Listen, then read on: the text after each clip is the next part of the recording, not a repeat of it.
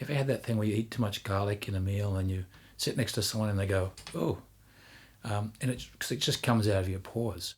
Well, that's the same thing as music and the music that we listen to, and that if we always listen to the same music, then it'll just, if we start writing songs, we just naturally go down that path of the same songs, same kind of sound, same melodies, same chords, whatever. We don't realize it, but that's what we're doing.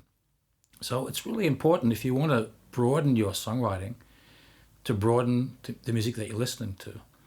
And so, like, here's an example. So if you only listen to blues songs, then you got a melody, and it fits into an old gospel sound too. And that's great if you want to write this kind of music. Then you go and listen to it, listening to some old Etta May or some Eric Clapton or B.B. King. If you want to immerse yourself in that, then go and listen to it.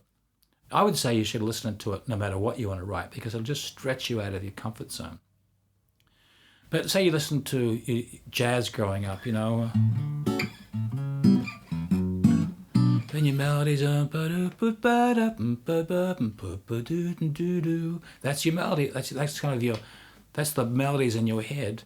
And you could be trying to write a country song, but you can't escape the melody. You might be trying to write a rock song with those melodies. Same for classical. I find a lot of, this is more for piano players than guitar players. Guitar players tend not to come through the classical ranks. It's a generalization, and it's not true for everybody.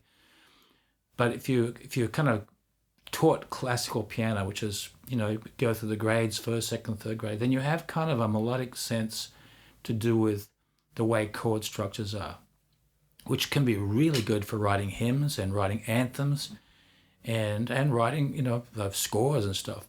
But it can get you in a little trouble when you want to write folk or rock, because as a guitar player, we sort of tend not to read very well. I can read pretty well, but most guitar players can't read music, and it's not really stopped them from writing songs.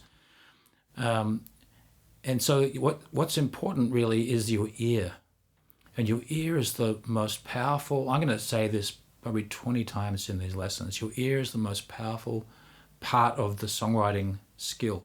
It's not just for melody and chords, it's also your ear for words, an ear for phrases, an ear for conversation. When you get into songwriting, when you're writing lyrics for people and you write about someone, so you have to have an ear for that person or ear for that culture. So your ear is really important, but you have to develop your ear. And so let's go back to the blues for a second. Oh, so melody training for writing melodies, your ear is more important and more powerful than your skill on the guitar or the piano, right? So your skill on the guitar or piano, whatever you play, will, if you always write with your instrument in your hand, then you'll limit yourself to what this can play. And if you just play, say, 3 chords,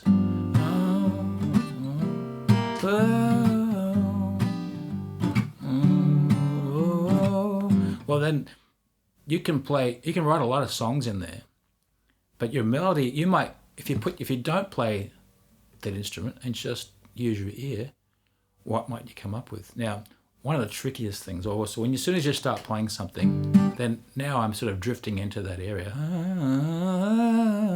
I can hear those 3 chords. So a good practice is, if you want to come up with some new melodies, don't touch your guitar or piano when you start. It's a bit like in the morning, don't pick up your iPhone and start doing messages and read the news.